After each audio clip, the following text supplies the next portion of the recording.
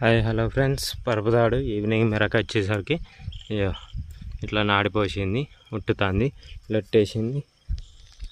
చిన్న బుర్ర అంత కళ్ళు కూడా అవుతుంది. 2 లొట్లు 3. ఇది పిల్ల గోలే. ఇట్లా నాడిపోయాలి గీస్తే. ఓకే బాయ్ ఫ్రెండ్స్, చూడరు.